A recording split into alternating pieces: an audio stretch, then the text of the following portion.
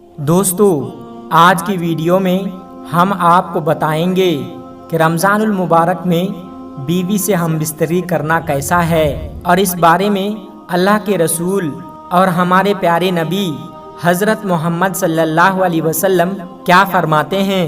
اس کی پوری تفصیل آج کی اس ویڈیو میں بتائیں گے، لیکن ویڈیو شروع کرنے سے پہلے آپ سے ایک چھوٹی سی گزارش ہے کہ اس ویڈیو کو ایک لائک کر کے ہمارے چینل کو سبسکرائب ضرور کر لیجئے گا۔ دوستو، ایک مرتبہ ایک شخص اللہ کے پیارے نبی حضرت محمد صلی اللہ علیہ وسلم کی بارگاہ میں حاضر ہوا اور عرض کرنے لگا کہ یا رسول اللہ، مجھ سے ایک بہت بڑی غلطی ہو گئی ہے۔ میں نے روزے کی حالت میں اپنی بیوی کے ساتھ ہم بستری کر لی ہے، اب میں کیا کروں؟ اس کے بعد اللہ کے نبی صلی اللہ علیہ وسلم نے اس شخص کے ساتھ جو کچھ کیا اس کے بارے میں جان کر یقیناً آپ لوگ بھی حیران و پریشان ہو جائیں گے۔ اس لیے آج کا یہ ویڈیو آپ سبھی کے لیے بہت ہی زیادہ خاص ہے۔ آپ اس کو آخر تک ضرور دیکھیں اور مہربانی کر کے شیئر بھی کر دیجئے گا تاکہ رمضان کے مہینے میں یہ ویڈیو زیادہ سے زیادہ لوگوں تک پہنچ سکے۔ تو چلیے شروع کرتے ہیں۔ پیارے دوستو، جیسا کہ آپ سبھی جانتے ہو کہ روزے کی حالت میں بیوی کے ساتھ ہم بستری کرنا جائز نہیں ہے، یعنی کہ روزے کی حالت میں کھانا پینا اور بیوی سے ملنا جیسے جائز کام بھی ناجائز ہو جاتے ہیں۔ اس کا مطلب یہ نہیں کہ آپ پورے رمضان کے مہینے میں اپنی بیوی کے ساتھ ہم بستری نہیں کر سکتے۔ آپ افطاری کے بعد سے لے کر اور سحری کرنے کے بیچ تک آپ ایسا کر سکتے ہو، صرف روزے کی حالت میں آپ بیوی کے ساتھ ہم بستری نہیں کر سکتے ہو۔ ایک مرتبہ ایک شخص اللہ کے پیارے نبی حضرت محمد صلی اللہ علیہ وسلم کی بارگاہ میں حاضر ہوا اور بے تحاشا رونے لگا۔ یہ دیکھ کر آپ صلی اللہ علیہ وسلم نے فرمایا کہ اے شخص، تجھے کیا ہوا ہے؟ تو کیوں رو رہا ہے؟ تو یہ سن کر وہ شخص کہنے لگا کہ یا رسول اللہ، میں برباد ہو گیا، مجھ سے ایک بہت بڑا گناہ ہو گیا ہے، اب مجھے پچھتاوا ہو رہا ہے کہ میں یہ کیا کر بیٹھا۔ اے اللہ کے نبی، اب میں اللہ کے عذاب سے ڈر رہا ہوں، آپ مجھے ایسا کچھ فرما دیجئے کہ میری بخشش ہو جائے اور میری یہ گناہ معاف ہو جائے۔ تو یہ دیکھ کر اللہ کے نبی صلی اللہ علیہ وسلم نے پوچھا کہ اے شخص، تو نے ایسا کون سا گناہ کر دیا ہے کہ جس کی وجہ سے تو اتنا رو رہا ہے؟ تو یہ سن کر وہ شخص کہنے لگا کہ یا رسول اللہ، میں نے روزے کی حالت میں اپنی بیوی کے ساتھ ہم بستری کر لی ہے، یعنی کہ میں روزے کی حالت سے تھا اور میں نے اپنی بیوی کے ساتھ صحبت کر لی ہے۔ تو یہ سن کر اللہ کے پیارے نبی صلی اللہ علیہ وسلم غم زدہ ہو گئے اور فرمانے لگے کہ اے شخص، تو نے یہ کیا کر دیا؟ کیا تجھے معلوم نہیں کہ روزے کی حالت میں بیوی کے ساتھ ہم بستری کرنا جائز نہیں ہے؟ تو یہ سن کر وہ شخص کہنے لگا کہ یا رسول اللہ، مجھے معلوم تو تھا، مگر میں اپنے نفس پر قابو نہ کر سکا اور مجھ سے بہت بڑی غلطی ہو گئی۔ اب آپ میرے لیے کچھ ایسا کر دیجئے کہ میری بخشش ہو جائے۔ یہ سن کر اللہ کے پیارے نبی صلی اللہ علیہ وسلم نے فرمایا کہ اے شخص، تو نے تو بہت بڑا گناہ کیا ہے، اب تجھے اس کا کفارہ ادا کرنا ہوگا۔ وہ شخص پوچھنے لگا کہ یا رسول اللہ، اس کے لیے مجھے کیا کرنا ہوگا؟ تو اللہ کے نبی صلی اللہ علیہ وسلم نے فرمایا کہ اے شخص، اس کے لیے تجھے ایک غلام کو آزاد کرنا ہوگا، یعنی کہ تم کسی غلام کو خریدو اور پھر اسے آزاد کر دو، تمہاری اس گناہ کا کفارہ ہو جائے گا۔ تو یہ سن کر وہ شخص حیران ہو کر پوچھا کہ یا رسول اللہ، میں نے خود ساری زندگی دوسروں کی غلامی کی ہے، مجھے تو خود کسی نے خرید کر آزاد کیا ہے، میں کس طرح سے کسی غلام کو خرید کر آزاد کر سکتا ہوں؟ یا رسول اللہ، میرے پاس اتنا مال نہیں ہے کہ میں کسی غلام کو آزاد کرا سکوں۔ یہ سن کر اللہ کے پیارے نبی صلی اللہ علیہ وسلم نے فرمایا کہ اے شخص، کوئی بات نہیں، اگر تم کسی غلام کو آزاد نہیں کروا سکتے تو تم ایسا کرو کہ تم لگاتار 60 روزے رکھ لو، مگر یاد رکھنا روزے لگاتار ہونی چاہیے، بیچ میں ایک بھی روزہ نہیں چھوٹنا چاہیے۔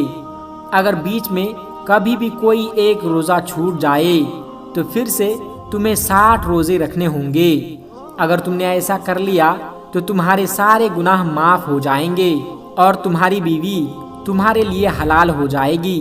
یہ سن کر وہ شخص پھر سے حیران ہو اٹھا اور کہنے لگا کہ یا رسول اللہ، میرے ایک روزے کا یہ حالت ہے کہ میں ایک دن بھی نفس پر قابو نہ کر سکا، تو پھر میں لگاتار 60 روزے کیسے رکھ سکتا ہوں؟ اے اللہ کے نبی، میں یہ کام بھی نہیں کر پاؤں گا، میرے اندر اتنی طاقت نہیں ہے کہ میں لگاتار 60 روزے رکھ پاؤں۔ یا رسول اللہ، آپ مجھے کچھ اور فرما دیجئے، مجھ سے یہ کام بھی نہیں ہوگا۔ یہ سن کر اللہ کے پیارے نبی حضرت محمد صلی اللہ علیہ وسلم مسکرا دیے اور کہنے لگے کہ اے شخص، اگر تم ایسا بھی نہیں کر سکتے ہو تو ہمارے پاس ایک اور راستہ ہے۔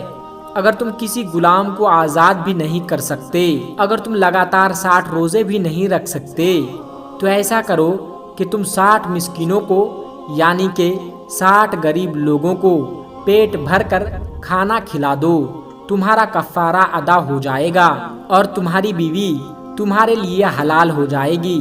یہ سن کر وہ شخص پھر سے عرض کرنے لگا کہ یا رسول اللہ، میرے گھر میں کھانے کو کچھ بھی نہیں ہے، ہمارے حالت ایسی ہے کہ اگر ہم کو صبح کھانا مل جائے تو شام کو بھوکا سونا پڑتا ہے، اور اگر شام کو کھانا مل جائے تو صبح کو بھوکا رہنا پڑتا ہے، میں 60 مسکینوں کو کیسے کھانا کھلا سکتا ہوں؟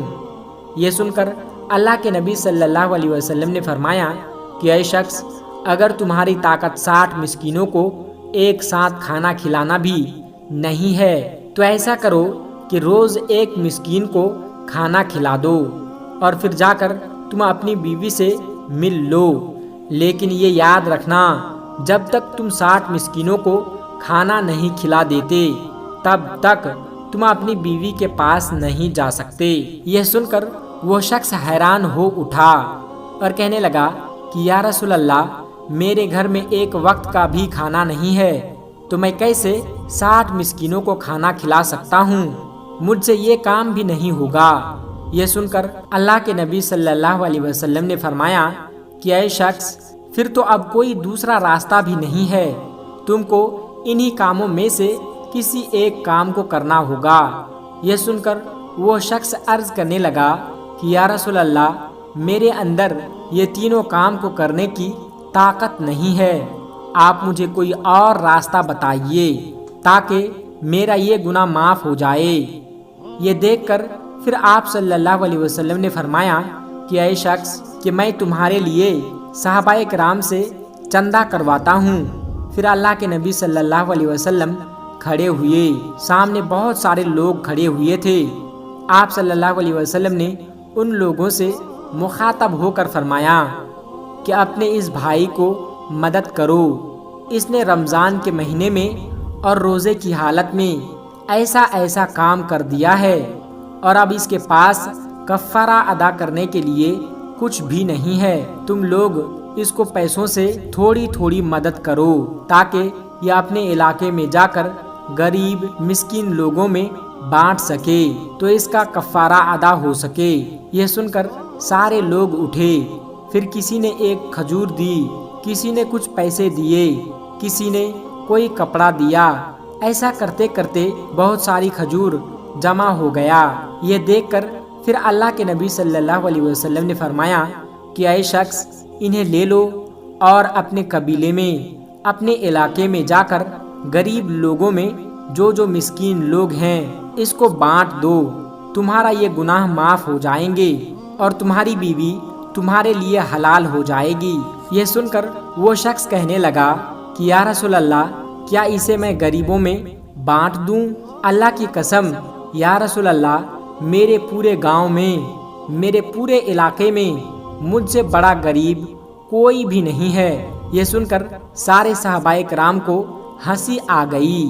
سارے لوگ ہنس پڑے اور اللہ کے نبی صلی اللہ علیہ وسلم بھی مسکرا دیے اور پھر کہنے لگے کہ اے شخص، اگر تمہارے علاقے میں تم سے بڑا غریب کوئی نہیں ہے تو تم ایسا کرو، جاؤ اور تم ہی اس کو کھا لو اور بچوں کو بھی کھلا دو، تمہارا کفارہ ادا ہو جائے گا، تمہاری بیوی تمہارے لیے حلال ہو جائے گی۔